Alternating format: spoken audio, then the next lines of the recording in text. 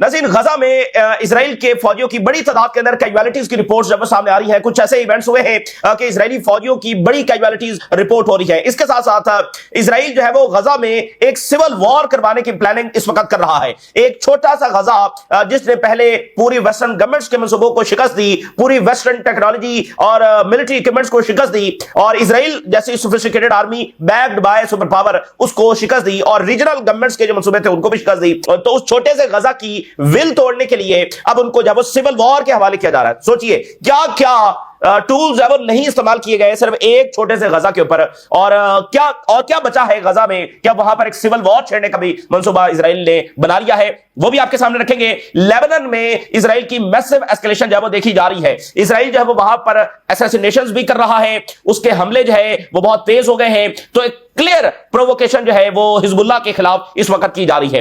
तो ये सूरत हाल भी आपके सामने रखेंगे। और चाइना एक के बाद एक धचका जो है वो वेस्ट को दे रहा है।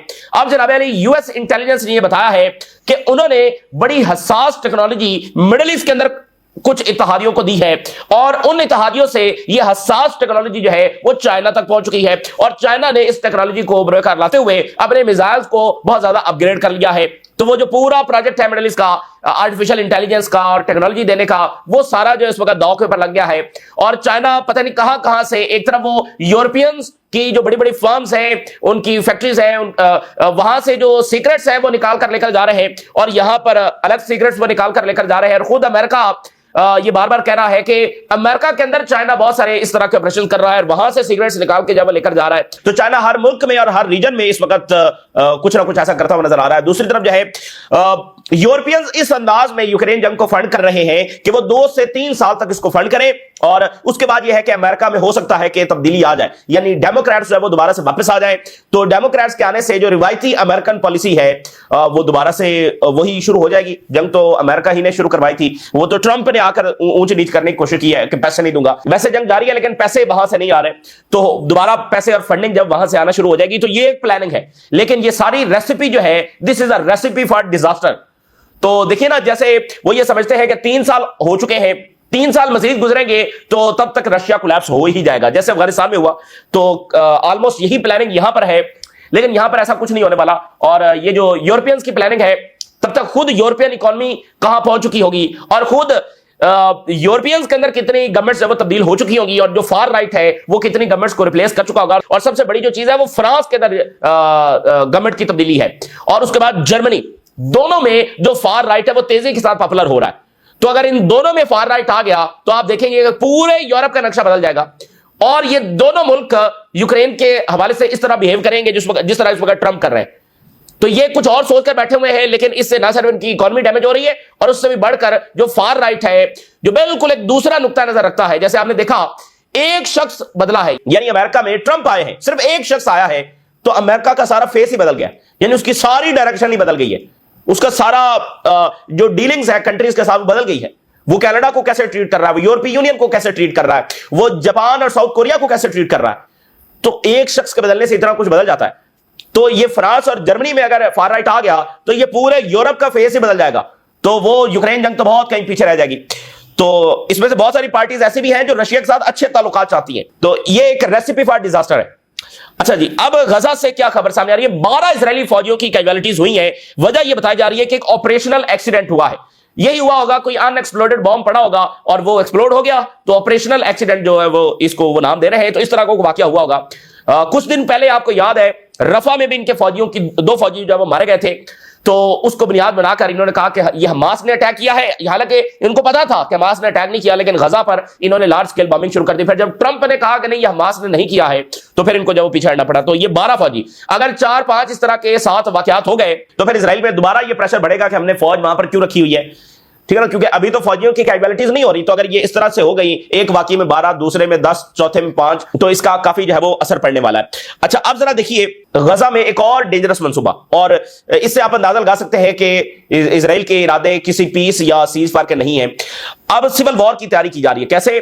4 मिलिशिया है जिसको गजा के अंदर भेजा जा चुका है, उनको असलहा दिया जा रहा है, उनको उनके पीछे एक मुकम्मल सप्लाई लाइन है, और वो अब हमास के साथ लड़ेंगे। और इजरायली फौज उनको मुकम्मल प्रोटेक्ट कर रही होगी, सप्लाई लाइन दे रही होगी, एडवांस वेपन्स दे रही होगी, और कहेगी हम तो सीज फायर पर इंप्लीमेंटेशन कर रहे हैं। ये तो जब वो एंटी हमास फोर्सेस लड़ रही हैं। ये तो खुद फलस्तीनियों के कबीले जो है, चूंकि हमास वैसे भी वो बुरी है, ठीक है ना, तो हमास को खत्म करने के लिए खुद फलस्तीनी कबीले जब उसके खिलाफ उठ खड़े हुए हैं। तो ये एक और डेंजरस प्लान है एक छोटे से गजा के लिए, जिस पर इतने बम गिरे कि खुद जैरेड कुशनर को कहना पड़ गया कि यहां पर तो जैसे न्यूक्लियर बॉम्ब चल गया है। सोचिए तो सही, जैरेड कुशनर जैसा बंदा कह रहा है न्यूक्लियर बॉम्ब चल गया, उस गजा को एक सिविल वॉर के हवाले किया जा रहा है। क्या वैसे गजा के लोग भी क्या लोग होंगे। The new Gaza blueprint, Israel's quite war bye proxy. अब ये इजराइल की जंग और ये इनकी शिकस्त, क्या आप अंदाजा करें, वो आर्मी जिससे पूरा मिडल ईस्ट जो है वो ये डर के बैठे हुए हैं कि इजराइल पता नहीं किस बला का नाम है। अब वो पूरी इजरायली आर्मी उसको इबरतनाक शिकस्त हुई है हमास और हिजबुल्लाह के हाथों। अब वो प्रॉक्सी वॉर लड़ना चाहती है, वहां पर मिलिशिया के जरिए हमास को खत्म करवाना चाहती है। सो जनाब Ali, 4 Palestinian so called Palestinian militia, तो जनाब अली इनको असलहा दिया जा रहा है, जिसमें अबू अल शबाब जो दाइश से जिसका जो ताल्लुक है, इस तरह टोटल 4 है। तो इस वक्त जो येलो लाइन है वहां पर ये मुकम्मल तौर पर फोर्सेस को लीड कर रहे हैं और ये ऑर्गेनाइज्ड है, ये आर्म्ड है, इनको मुसलसल सप्लाई पीछे से आ रही है, फूड इनको आ रहा है, फ्यूल आ रहा है, वेपन्स इनको आ रहे हैं और उन रास्तों से आ रहे हैं जो जिनको मुकम्मल इजराइल कंट्रोल करता है। यानी देखें ना, उनकी सप्लाई अगर किसी और तरीके से आ रही है तो फिर हमास वहां पर हमला कर देगी। तो उस तरीके से उस रूट से आ रही है जो मुकम्मल इजरायली कंट्रोल्ड रूट है सप्लाई लाइन की। तो वहां से फूड भी आ रहा है, उनके लिए वेपन्स भी आ रहे हैं, सारा कुछ उनको, और वो उनको मुनज़्ज़म जो है वो किया जा रहा है और हमास के ऊपर वो इसको a joint project for a new Gaza जो वो करार दिया जा रहा है। So future of Gaza built on the borrowed guns and borrowed trust. तो उधार ली गई गन्स और उधार लिए गए ट्रस्ट के ऊपर एक नया गजा जो है वो बनना का ये एक नया प्रोजेक्ट है। तो इससे आप अंदाजा लगा सकते हैं कि ये सीज फायर टिकने वाला नहीं है। ये अनफॉर्चुनेटली अब कहना पड़ रहा है कि एक तो वायलेशन जारी है, दूसरा ये है कि ये ओवरऑल भी नहीं टिकने वाला है, क्योंकि इजराइल के मंसूबे बिल्कुल वाजे अगेन हो चुके हैं। पहले भी कुछ शक किसी को नहीं था, लेकिन अब ये सिर्फ एक दूसरी तरफ ड्रामा चलता रहेगा। पीस हो रहा है, एवर लास्टिंग पीस हो रहा है, ग्रेट पीस हो रहा है, ये सारा साथ साथ चलता रहेगा। क्योंकि अमेरिकन को जो है वो अरब कंट्रीज के साथ डील्स करनी है, दौरा आपको पता है व्हाइट हाउस का होने जा रहा है, तो बहुत सारी डिफेंस डील्स करनी है, कुछ अब्राहम अकॉर्ड कुछ से करवाना होगा। तो फिर इजराइल चूंकि बहुत आइसोलेशन में चला गया था, तो कुछ जो है वो उसका इमेज बेहतर करने की कोशिश करनी है। कुछ यूरोपियन गवर्नमेंट्स को रिलीफ आएगा कि वहां पर मुसलसल मुजाहरे हो रहे थे, तो इस तरह की कुछ चीजें करनी है, लेकिन ये मामला हल होने वाला नहीं है ये अनफॉर्चुनेटली। अब देखना फिर वो सिविल वॉर वहां पर तो हमास बैठी रहेगी, मिलिशिया लड़ती रहेगी, और तो इस तरह नहीं है। कुछ हैरेड्स की हेडलाइन देखिए, उससे हम कुछ अंदाजा लगाते हैं, और बड़ी दिलचस्प हेडलाइंस है। हैरेड्स ये कह रहा है कि हमास अभी तक गजा में स्ट्रांग है और इस वजह से कंट्रीज जो है वो हेजिटेंट है अपनी फौजें गजा पट्टी में भेजने के लिए, यानी अरब्स और ओआईसी की फौजें जानी है गजा में। तो अब हैरेड्स के बकौल ये मुल्क जो है वो नहीं भेजना चाह रहे कि हमास तो अभी तक वहां पर मौजूद है। वैसे क्या ही अजब बात है, यानी उनको इजरायली फौज से मसला नहीं है, उनको हमास से मसला है। और अगर आप नोट करें तो हमास, हिजबुल्लाह, अंसारुल्लाह, ये जो सारी रेजिस्टेंस तंजीमें हैं, इनकी लीडरशिप जो है वो इंतहाई रिस्पॉन्सिबल साबित हुई है। यानी जितना इनको डेमोनाइज किया गया है कि ये तो दुनिया की सबसे बुरी और इनकी कोई खिलाकियात नहीं, और ये तो बस बुरे हैं, बस इनको खत्म हो जाना चाहिए, निस्तो नबूद हो जाना चाहिए। इनकी लीडरशिप ने जितनी रिस्पॉन्सिबिलिटी दिखाई है, आप अंदाजा कर सकते हैं कितने वो रिस्पॉन्सिबल थे। हमास ने किस तरह से इजरायली कैदियों को रखा है, हिजबुल्लाह ने कितने, उसकी लीडरशिप ने कितने मोहतात अंदाज के अंदर, ठीक है, किस रिस्पॉन्सिबिलिटी के साथ उन्होंने अपने सारे मैटर्स को किया है। अंसारुल्लाह को देखिए कितनी रिस्पॉन्सिबिलिटी आपको नजर आती है, और दूसरी तरफ इजराइल का कंडक्ट देखिए, genocide, violation, aggression, bombing, civilians को मारना, वॉर क्राइम्स, ये सारा वो कर रहा है। तो यानी मसला हमास से है, इजरायली फौजों से उनको कोई मसला नहीं है, अकॉर्डिंग टू हैरिस। तो हैरिस एक और हेडलाइन ये लिख रहा है कि why Jared Kushner vision for post war Gaza is so dangerous. तो ये एक और हैरिस इस पर ये बात कर रहा है कि ये सीज फायर और पोस्ट गाजा वॉर प्लान जो है ये काफी डेंजरस है, यानी ये कोई पुरअमन सॉल्यूशन नहीं है। वेस्ट बैंक की सूरत हाल देखिए, lynch mobs, West Bank faces unprecedented Israeli violence. इस वक्त इजरायली सेटलर्स, और ये जो है ना, ये आप कह लें कि पूरे प्लेनेट के ऊपर जो सबसे आप कह लें कि बुरी क्रिएचर है, अगली क्रिएचर ऑन द प्लेनेट, वो ये है। ये इस वक्त बिल्कुल बेकाबू हो चुके हैं, ठीक है ना, और ऑटोमेटिक वेपन्स इनके पास है। और मैं आपको एक बात बताऊं, ये ना जो वेस्टर्न कॉलोनियलिज्म है, ये उसका आजमूदा नुस्खा है।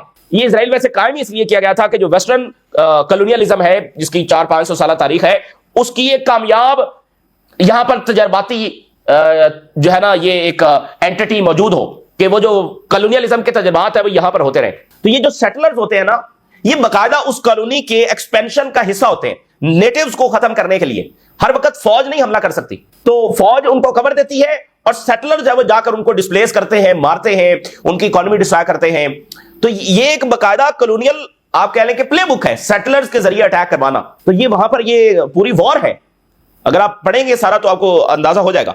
फिर आप ये हेडलाइन देखिए, इजरायली जो आर्म्स इंडस्ट्री है, असलहा की जो इंडस्ट्री है, उसका बायकॉट किया जा रहा था। तो हेरल्ड लिख रहा है कि क्या अब ये बायकॉट खत्म होने वाला है? तो ये बड़ा इंपॉर्टेंट फैक्टर है, जो मैंने आपको बताया कि वेस्टर्न गवर्नमेंट्स काफी प्रेशर में थी, सैंक्शंस लगाने के हवाले से उन्होंने इजरायली जो आर्म्स इंडस्ट्री है उसका बायकॉट किया हुआ था। अभी आप देखें, कल जो है वो जर्मनी और इजराइल की $2 बिलियन की डील हुई है। ये पहली डील है सीजफायर के बाद। तो ये एक जरूरी था कि इजराइल तो इस जंग में कोलैप्स की तरफ जा रहा था, तो उसको आइसोलेशन से बचाने के लिए ये सारा करने के लिए ये सारा हो रहा है, लेकिन ये सिलसिला चलेगा नहीं, ये सस्टेनेबल नहीं है। अब फिर देखिए मुसाद ने क्या बात की है। मुसाद ने इल्जाम लगाया है, रिपोर्ट जारी करते हुए कहा है कि ईरान जो है वो टेरर अटैक्स करवा रहा है यूरोप में। IRGC के टॉप कमांडर हैं, वो वहां पर अटैक्स करवा रहे हैं यूरोप में, जर्मनी में, यूनान में, ऑस्ट्रेलिया। यूनान का आपको पता है खास मसला है, टर्की और साइप्रस। तो यूरोप, जर्मनी, यूनान, ऑस्ट्रेलिया में भी ईरान अटैक्स करवा रहा है।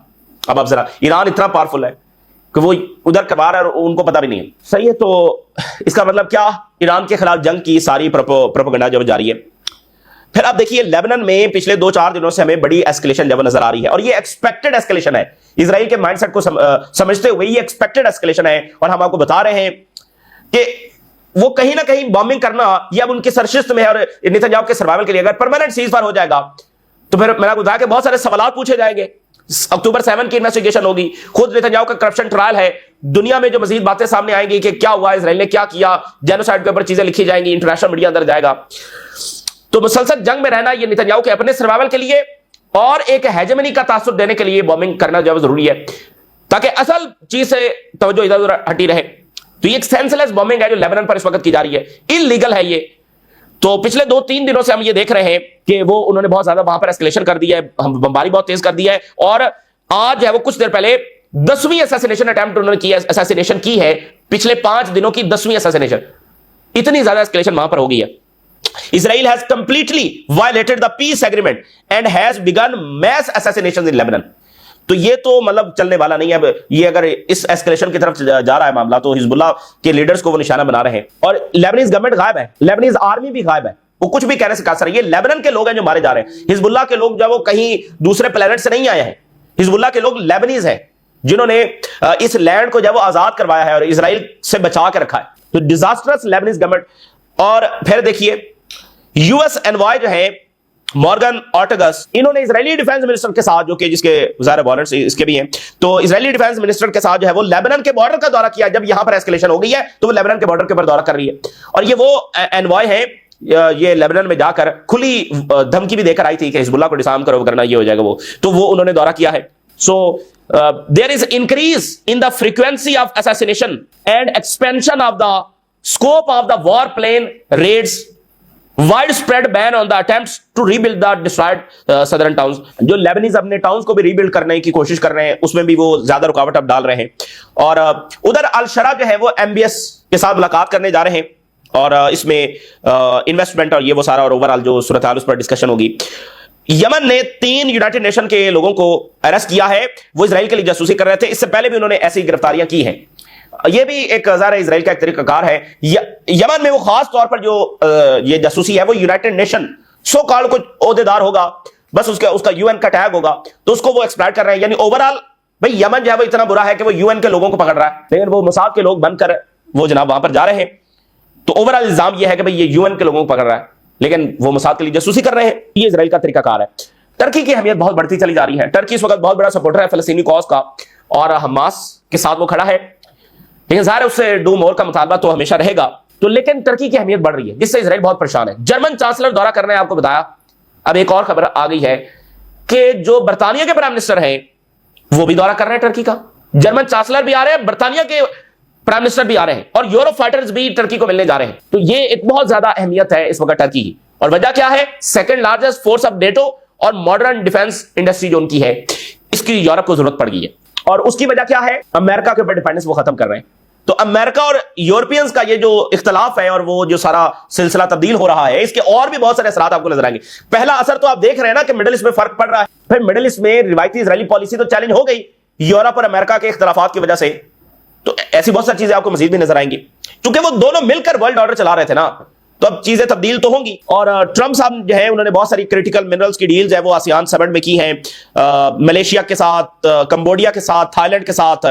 थाईलैंड ने जो है वो 99% जो टैरिफ लगाए हुए थे अमेरिकन गुड्स के ऊपर वो उन्होंने खत्म करने का ऐलान किया है, मजीद एक्सेस दी है अमेरिकन प्रोडक्ट्स को। और इसी दरमियान जो है वो क्रिटिकल मिनरल्स ये सारी एक्सेस जो है उनको दी जाएगी। और इसी तरह से मलेशिया ने क्रिटिकल मिनरल्स जो है वो देने का, उन तक एक्सेस का जो है वो अनाउंस किया है, इस पर एग्री किया है और अपनी मार्केट कंडीशंस के ज्यादा यूएस कंपनीज एक्सेस कर सकें, इसके ऊपर बात हुई है, एग्रीकल्चर इंडस्ट्री ये वो। और सेम कंबोडिया वो मजीद अमेरिकन गुड्स खरीदेंगे, बोइंग एयरक्राफ्ट खरीदेंगे। तो इस तरह की उन्होंने डील्स जब वहां पर की हैं। वेनेजुएला के डिफेंस मिनिस्टर ने कहा है कि सीआईए के जो ऑपरेशन है वो फेल होंगे। वेनेजुएला के डिफेंस मिनिस्टर कह रहे हैं सीआईए जब फेल होगी। और चाइना ने क्या किया है, China upgraded missiles using UAE technology, Biden spies said.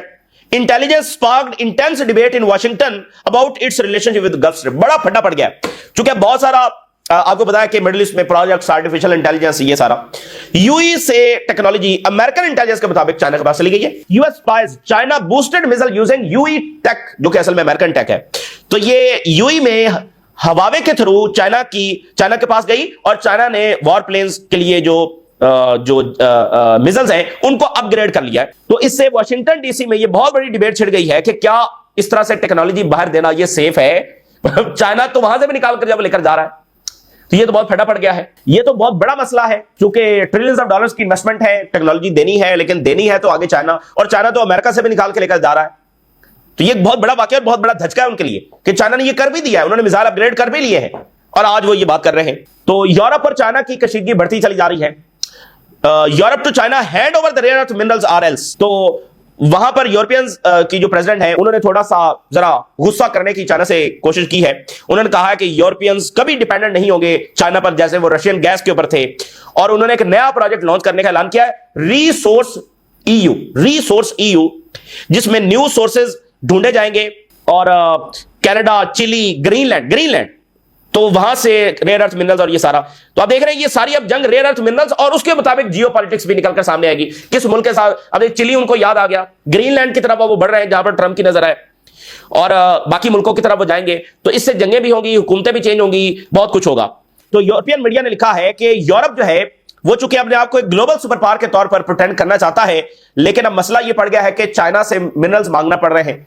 तो वो थोड़ा सा साथ धमकी भी लगा रहे हैं कि नहीं हमें मिनरल्स दो वगैरह, हम ये करेंगे, तो ताकि वो अपना सुपर पावर वाला स्टेटस भी कायम रहे। लेकिन मसला है कि चाइना उससे कुछ खौफ महसूस नहीं कर रहा। तो अमेरिका और चाइना की मुलाकात होगी तो अभी पता चल जाएगा, लेकिन यूरोप और चाइना का फड्डा भी पड़ रहा है। और चाइना जो है वो ये चाहता है कि अमेरिका तमाम टैरिफ खत्म कर दे, फिर हम रेयर अर्थ मिनरल्स की एक्सेस देंगे। तो ये तो फिर चाइना जीत गया ना तजारती जंग, उनकी बात मान ली गई, तो फिर ये तो बहुत बड़ा मसला हो जाएगा।